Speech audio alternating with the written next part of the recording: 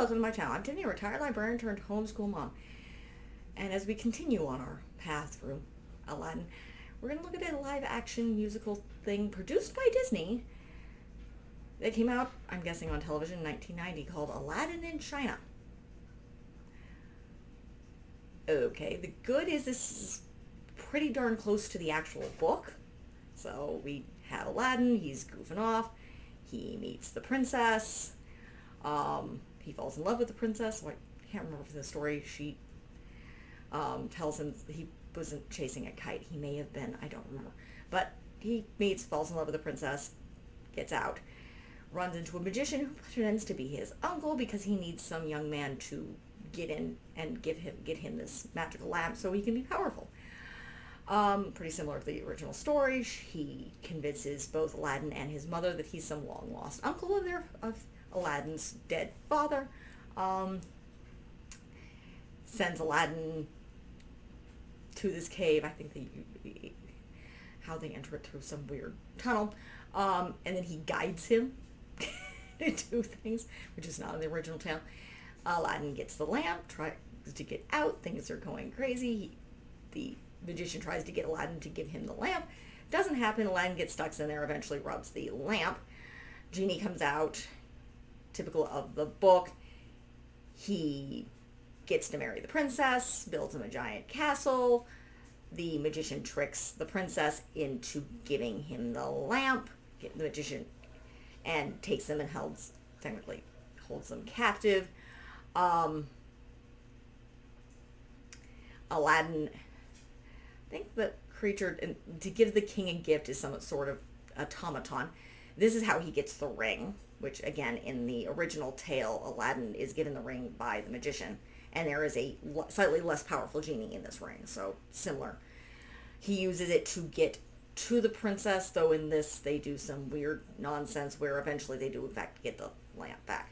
That involves teas and weird things and fighting, and then the genie, at the orders of the princess in this, because Aladdin, the genie, and the magician are fighting, she orders the genie to get rid of the magician because she's now in possession of the lamp, and they rebuild a brand new castle and everybody lives happily after.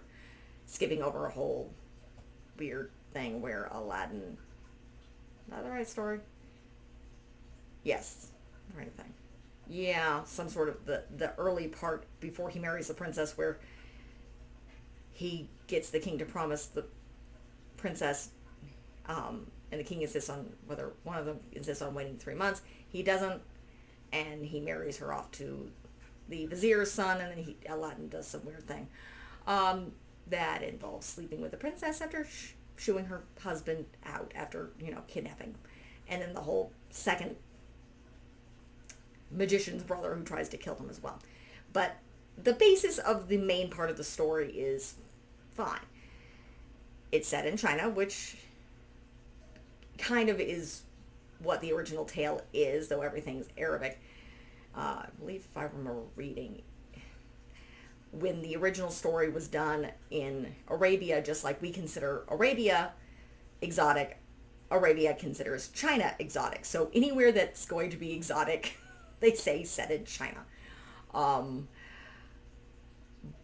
But everybody's white. It's like literally, it's like, yeah, it's set in China, but pretty much every actor is white in this. From Aladdin, who I can't remember the name of the actor, he never acts again, to the princess, who has short brown hair and is very, very white, to both the genie and the minor genie, to I think the vizier is a person of color. I think that, but not that much. But yeah, the main cast is very, very white and it's very, very weird.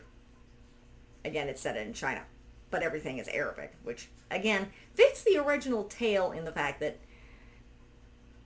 yes, technically it's set in China, but it's meant to be exotic, but they're not meant to be white Europeans. So it's an interesting thing. Again, it came out in 1990. Yes, it's Disney. Why they did this, I do not know. There's not much information on IMDb.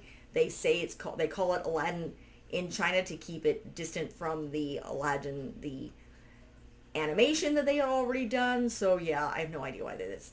I think this was the time of the direct-to-video sequels. So I don't know what Eisenberg was doing. I don't want to find out. Nor do I want to really know what the heck he's up to now, because he's back being in control. But that is neither here nor there. So this is, it's interesting. On a homeschooling front, if you want to look at different versions of Aladdin, you want to look at cultural appropriation, this works pretty well. Looking at Disney history and weird things going on in 90s film. Because again, this is a live action very much similar to, it's based off a stage production.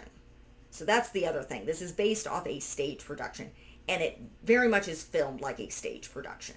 So it's not designed to look like real life. It's not like the live action Aladdin that they did recently, not to mention, they didn't have the technology. But it's very much like the live actions that you would have seen then, where it looks like it's obviously set on a sound stage. They're not trying to hide this. Very similar to the Shelley Duvall fairy tale theater. That is the design. As well as the Rodgers and Hammerstein Cinderellas. So obviously this is still very, very weird. And has no comparison to those because it's very, very weird. But again, it represents the story very well. I mean, it gets the base of the story better than the Disney animation Aladdin. It's just far too European, and it's just very obvious. They weren't even trying. They really weren't. I mean, Aladdin is a white kid with brown hair, almost close to a bowl cut of the time. And Princess Jasmine has short brown hair that's like cropped to the short, like almost underneath the chin. Yeah. It's a cultural appropriation like crazy. Why the story is done correctly, the casting is oh so racist. I don't know if Disney was intending that. It was 1990. I don't know what the heck they meant by this and what the purpose of this film was. It might be an interesting thing to go into. But again, it sticks to the story pretty well.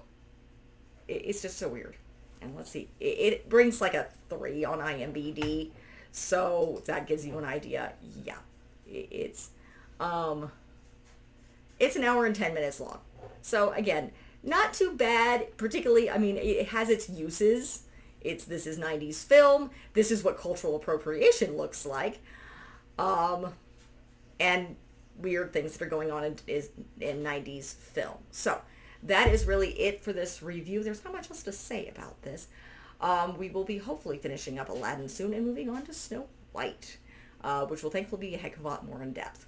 So like and subscribe, leave a positive comment if you have one, and I will see you next time. Thank you.